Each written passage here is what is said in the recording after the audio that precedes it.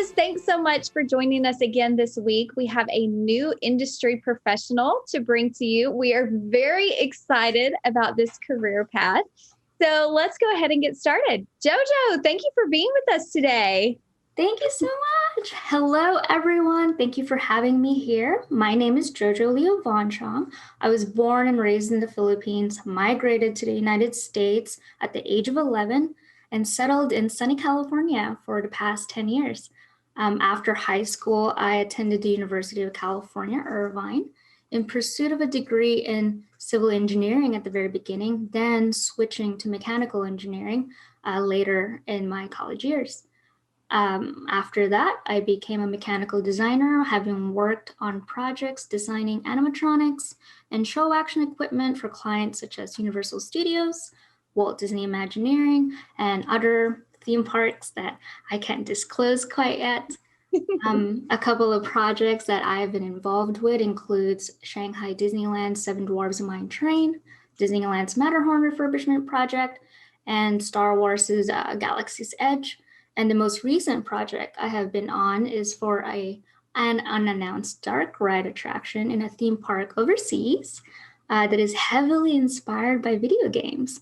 I wish I could say more, but hopefully that video games is a big enough hint. That is so awesome. I cannot believe that this is an actual career path where you can design rides and attractions for theme parks. That sounds so incredibly exciting. So, could you talk a little bit about what your daily activities look like when you go into work and you're working on a project for one of these theme parks? What does your day look like? What are the different responsibilities that you have? So, being a mechanical designer for the theme park industry is a little bit unconventional. We don't usually have a itinerary until that's figured out based on the scope of work. Like, let's say you have a client, ex client comes over to you and says, "Hey, do you remember your favorite cartoon character from like the 90s or the 80s or 2000s?" And then you go, "Yeah, that sounds great. Well, we have this story that we want to tell to a theme park, in a specific theme park, and the audience are going to be children, and this particular character is going to be greeting the guests as they board into the attraction." And so you get handed this document called scope of work, and there's a list of things there that tell you, well, we want this character to wave its hand, and normally we want this character to be waving their hand for like maybe 2 seconds at most, and we want the hand to be like very happy and excited. And so they'll give you something like an animatic, which is a 3D animation of what they think the character will look like, but without full understanding yet of the physical capabilities or the physical limitations that this character might have. So someone may be like vigorously like waving like this, but because of like the fluidity of it, maybe that's not quite possible yet for the technology that we have. So maybe it gets more like this.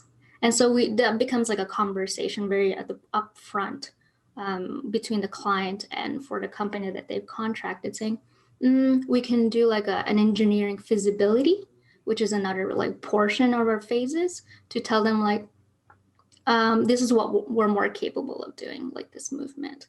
And so let's say they say, okay, we're totally fine with this. This doesn't affect the story. People still understand that they're waving and they're excited to see guests here. You move forward to a thing called conceptual design, or the conceptual phase, where you're not particularly interested in buying components yet, like expensive components like motors, like power boxes and things like that. But you just want to understand, how do we accomplish like this movement based on basic components? Like if you open a cabinet door and you see like a hinge, like how do you translate that same idea and put it inside this character that has like maybe a really thin wrist, or maybe a very animated cartoony hand? And so you start exploring that. And then after conversations occur, people are happy with how it looks, then you move on to like more phases. And that's when things get a little bit more detailed oriented, which is where I come in most of the time. I start to look at what other designers, like let's say your lead designer has proposed to the client. And then you start to look at it and go, okay, I see where what we're going with. And so now my job is to go shopping for like real life components and making sure that everything that we build, because it's coming from fantasy, and then making sure that we put it in a bench where we have real components that we can just buy off from like Amazon or like your local hardware stores or Home Depot. And then trying to understand like, okay, the next steps are we build it. How do we make sure it's maintainable? So there's this consideration of like, okay, I'm not 6 foot tall. I'm 4'9", so I can definitely fit inside this creature or character and finagle with it and do its whatever, like swapping out parts. But if there was like a person taller than 5 feet tall, are they able to fit in there? And so you start taking those considerations for things that are beyond like what you're normally dealing with, and that becomes a conversation between, can we put a tool in there, can someone access this with limited lighting, and so there's a lot of conversations. And I know I say conversations a lot, but that is such an important skill set, to have communication, having someone to understand coming from like a creative side and being like, well, we really want to put a ribbon on this really like cute character, but the ribbon is in the way of like everything. And so you have to have these conversations like, okay, where are the pros and cons? Do we get rid of the ribbon?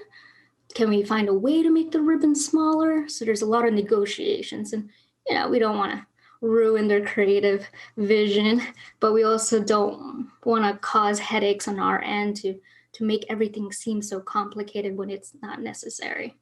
I hope that answers your question. Yes, no, that's perfect. So it sounds like there's a lot of technical skills, there's a lot of technicalities in what you do.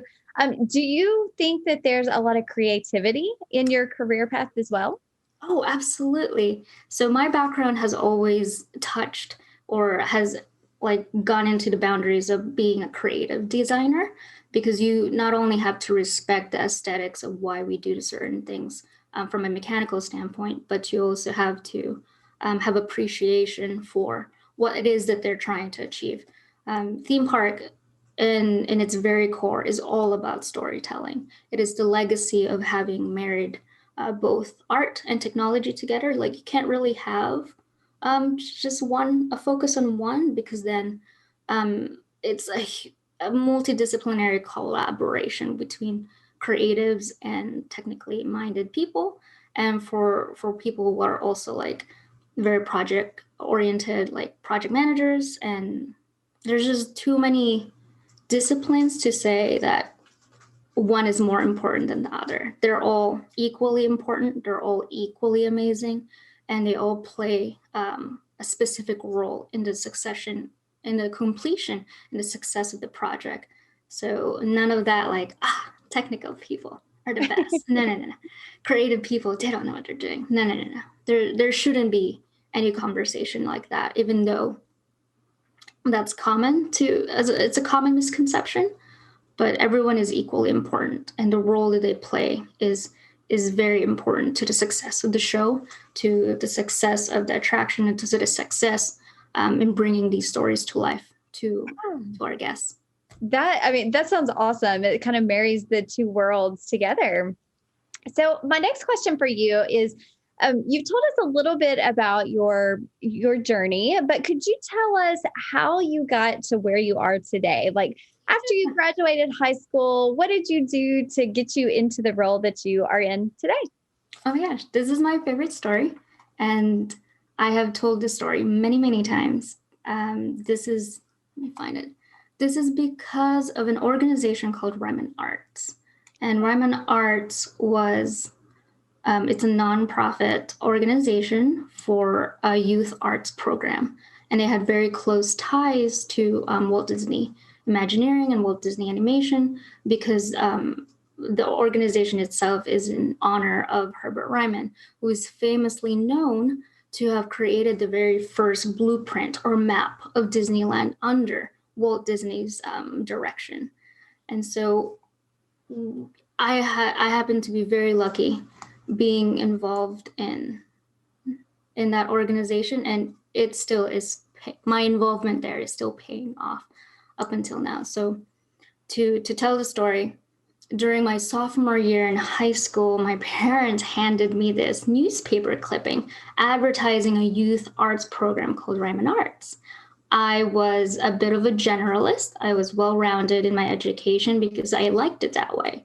I enjoyed physics, math, science, but I also loved art, theater, creative writing. And so we had this negotiation where focus on your studies when you're in school, but sure, your extracurricular activities can be a bit more art-centric. And so they knew that I needed that balance. So when my parents handed me this newspaper clipping saying, hey, maybe you can apply to this art program, which offered out of school studio art instruction, college and career guidance, as well as like art supplies at no cost to the student. So it was like this $2,000 scholarship that you can participate in. All you had to do was apply and show them a couple of your art portfolio pieces. So the first time I applied, I didn't get in. The second time I applied, I also didn't get in. But by the third attempt, I finally got accepted and I was able to partake in like college level studio classes. And so that was like the baseline of my journey. When I went to high school, or when I graduated high school, went to college, I kept in touch with this organization and they kept asking me like, hey, how's it going? They kept pushing me into directions that were potential possibilities to making sure that I was able to combine art and technology.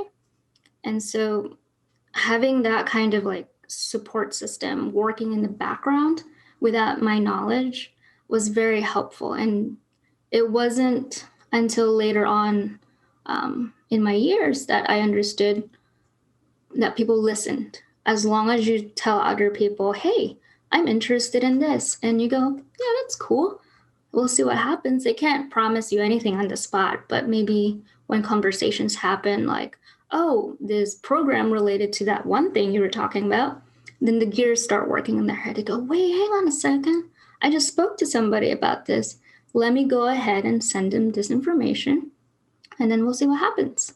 And this was exactly that situation. I got an invitation to go to a company that did animatronics as their that's their main business. And I go, hey, hang on a second. There's a person in our program that like kept talking about animatronics. Let's go invite her and send her off to this company tour. And so me having had just graduated from college, I was carrying this sketchbook around and I had ideas and I had so many questions. How do I work in an animatronics shop? I wasn't trying to create a scenario where I like manipulated, like, oh, hire me. It wasn't anything like that. I was just genuinely curious to know, like, there's no program like this back then. There wasn't anyone talking about this openly back then. So how do I get information? Do I just watch a bunch of YouTubes? And during that company tour, the president of the company was talking to the executive director of Ryman Arts and said, hey, we want to introduce you to somebody.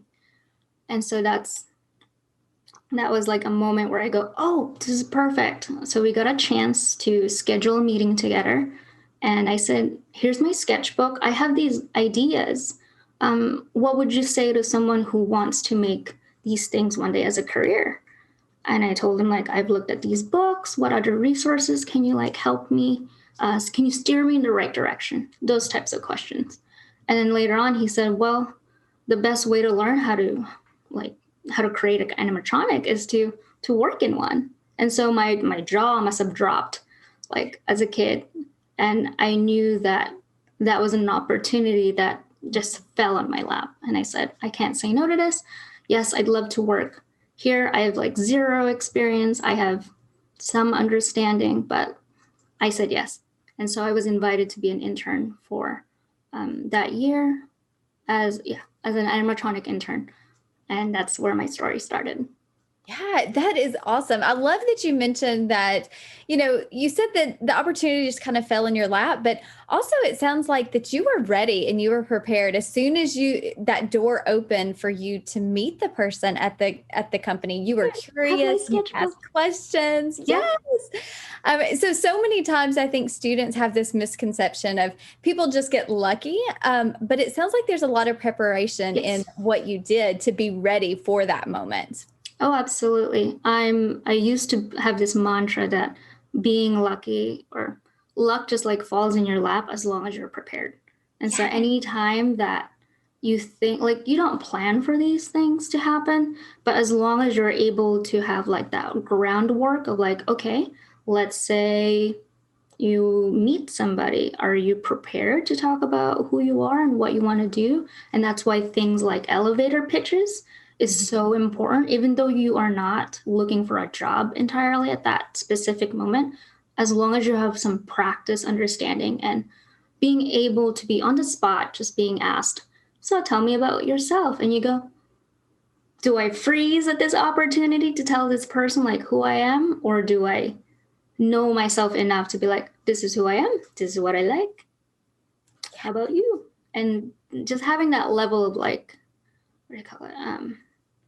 Confidence to have a Mhm. relaxed state of mind. So things just feel completely stable and you're able to just breathe, share your story, uh, meet another person, and then have a good relationship with them where they're able to remember your name the next time a new opportunity comes their way and they can send it towards you. Absolutely. Relationships, networking is so important when you're building your professional career. Yeah. Absolutely. Like you don't even have to start. Like you don't even have to wait until you're in college to start networking. Your classmates are future peers and future professional colleagues in a way. So if you're interested to develop your elevator pitch, then start now. Like you have 30 seconds to introduce yourself to someone in the classroom. Give it a try. Yeah, Who that is knows? such good advice. Absolutely. Being able to introduce yourself and tell people who you are, what you do, and build that connection within the first initial meeting is extremely important. I'm so glad that you mentioned that. Yay. So, my question for you is, for me, I didn't realize that there was such a thing as a theme park designer. I've been to theme parks. I think we've all seen different elements of theme parks before, but usually you go and you enjoy and you have a great Mhm. time and you don't think about all of the different careers that go into making that creation come to life. So, would you mind talking a little bit about different careers that Oh you yeah. discovered along the way that maybe you didn't know existed while you were in high school? Oh my gosh, yes. This is a favorite subject of mine, and it's a favorite thing that I do when I attend events or watch movies or just be in like like what do you call it, enamored by like location based experiences.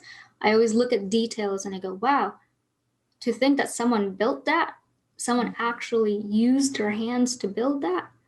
There were decisions made to make sure that like that thing that we're looking at is giving me joy. And so that realization, because I've just been like experiencing things, but not really thinking about like, okay, what were the steps that led to getting that made or done?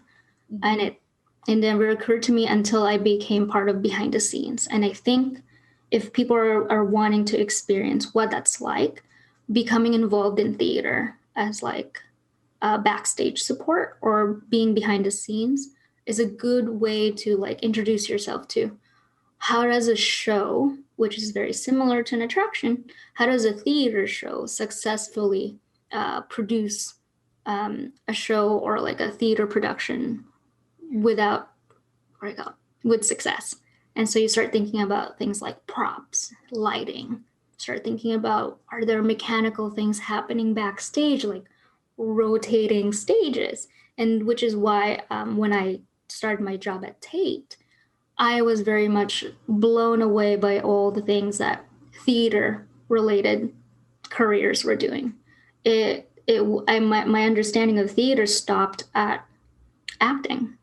And so Mhm. I thought, oh, cool. You're a theater major back in college. And I go, that's neat. You want to be a film actress or actor, or you want to do film production. But it never occurred to me like, oh, what about the people who are dealing with backstage stuff, the wonderful like stage designs, like who's painting that? And so when I started in themed entertainment, I met so many scenic set designers. And I thought to myself, oh, it's like a stage, but bringing it in a larger scale and making it more permanent. Same principles, same design considerations, but just longer duty cycles where it needs to last many years as opposed to a rotating show.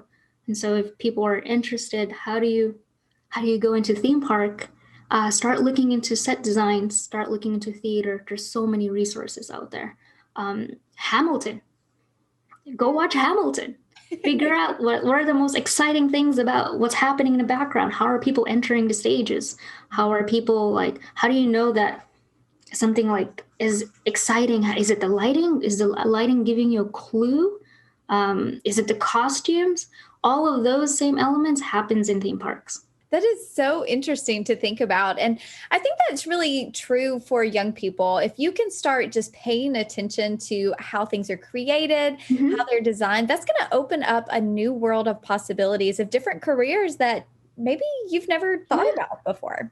Absolutely. Like if you were to look at trash cans in Disneyland, someone designed that. Someone in the graphic arts department decided this is the best way to communicate this idea that it is a trash can, but it also makes you happy.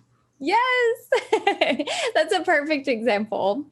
So, my next question for you is, what is something that you wish you would have learned at a younger age? Oh my gosh.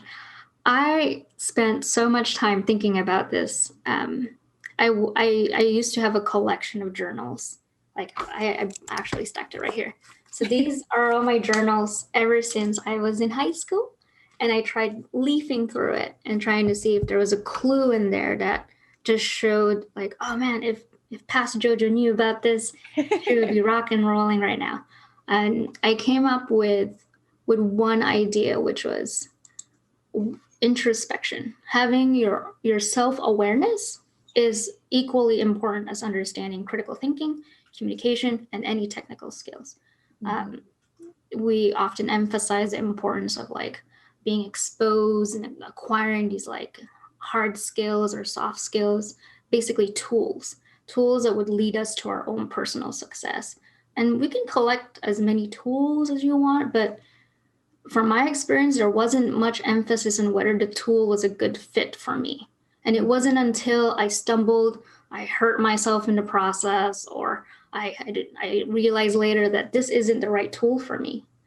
And as I just believed, as many people as possible saying, like, hey, take this. This is going to like help you in the future. And to me, I just said, okay, I don't know how, but much later on, I realized, oh, there's another tool of the same capabilities that is a more better fit for me, but I didn't know that because there wasn't a lot of like self like reflection that was happening in the background.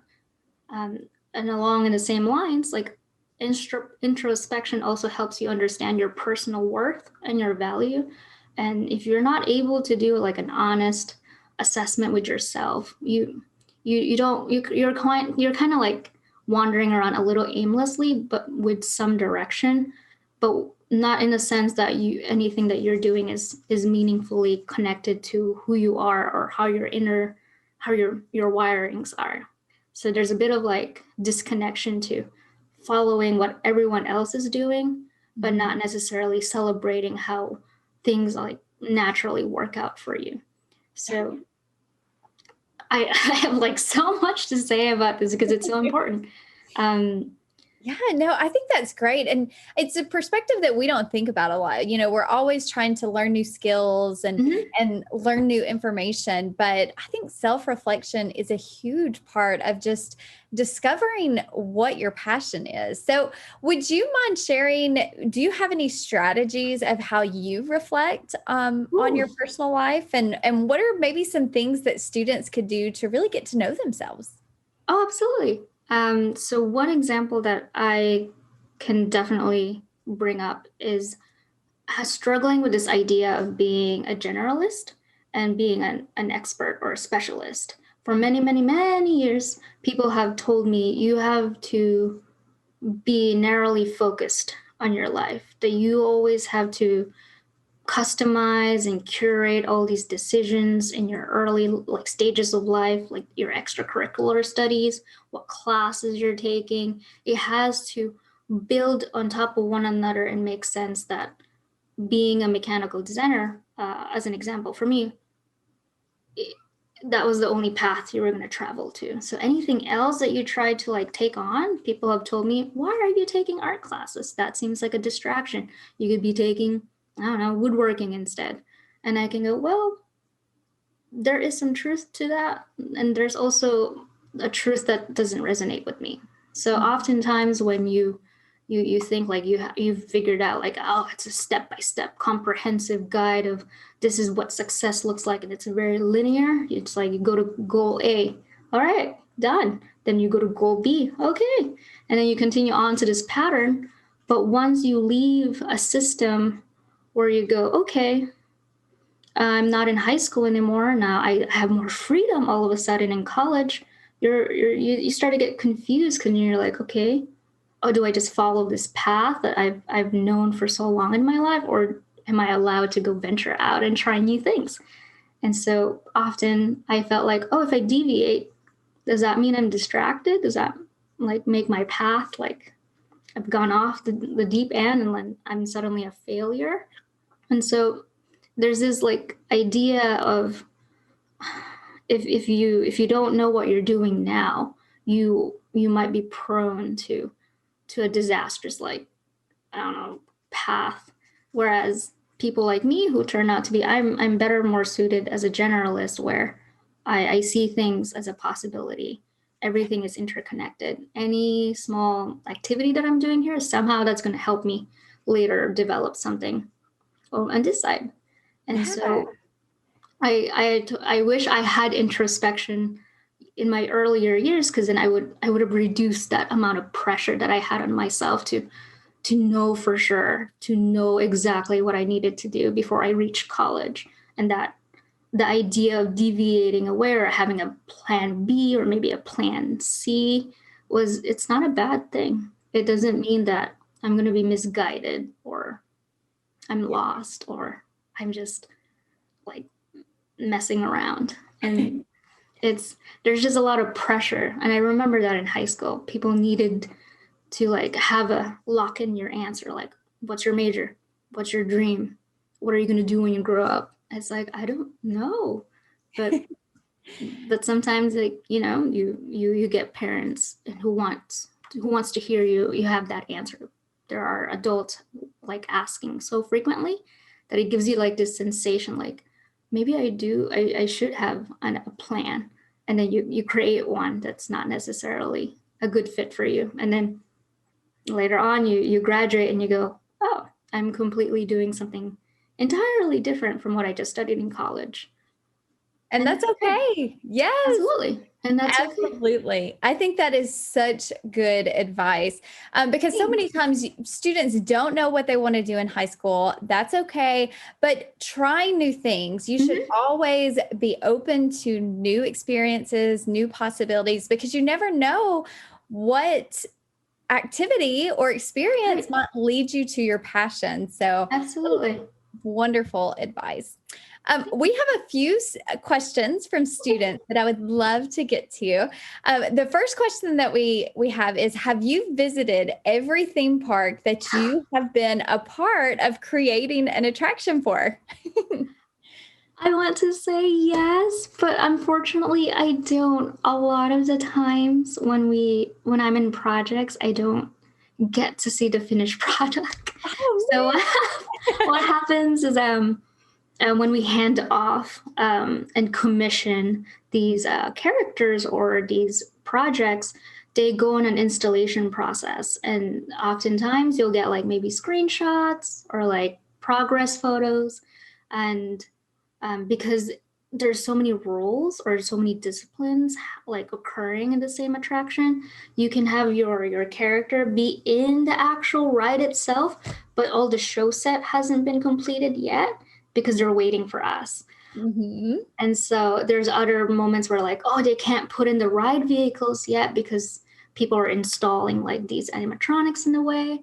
And so when I go to visit an actual attraction, I go, oh, this is new. This is surprising. I didn't know this. So me as a vendor or me as being part of the industry, it is still surprising to me because there's just so many hands at play and so many touches, so many creative hats that it's all alarmingly like, oh, this is brand new. It's like I didn't even work on this thing. Yeah. So unfortunately, no. That's a perfect lead into the next question, though, is how many people would you estimate work on one single project for an attraction? My goodness. I want to say for Galaxy's Edge Star Wars, that is probably the biggest project I've ever been involved in.